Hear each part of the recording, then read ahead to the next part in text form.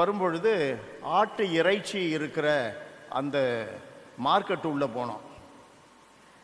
அந்த மார்க்கெட் எவ்வளோ பெருசு இருக்கும்னா, இந்த தூணுக்கும் அந்த தூணுக்கும் இடையில இவ்வளோ அகலம் இருக்கும், இவ்வளோ நீட்டம் இருக்கும், 2 கோயில் நீட்டம் இருக்கும். ஆடை அதை அறுத்து அது பேர் என்ன, தோலெல்லாம் உரிச்சிட்டான். தோல் உரிச்சா நம்ம ஆடு எவ்வளோ பெருசு இருக்கும், இவ்வளோ பெருசு இருக்குமா? தோல் உரிச்சாக்கா அந்த ஆடு கட்டி தொங்க விட்டுருக்கான் தோலை உரிச்சிட்டு. இந்த ஆண்டவர் முன்னால் நான் பார்த்தது இவ்வளோ பெருசு இருக்குது, தோல் உரிச்சதையும் இவ்வளோ பெருசு இருக்குது உடம்பு. இந்த பக்கம் ஆடு உரிச்சு தொங்குது, இந்த பக்கமும் அது மாதிரி தொங்குது, ஆடு ஆடாக தொங்குது.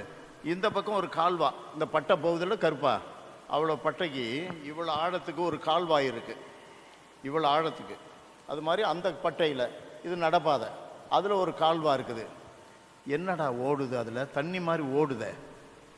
இந்த ஆட்டிலேருந்து ஊற்றுற கொழுப்பு இவ்வளோ ஆழத்துக்கு ஓடுது. பாலும் தேனும் பொழியும் நாடுன்னா அப்படித்தான். மனுஷனுக்கு பார்க்கறது புல்லு, பார்க்கறது செழிப்பு.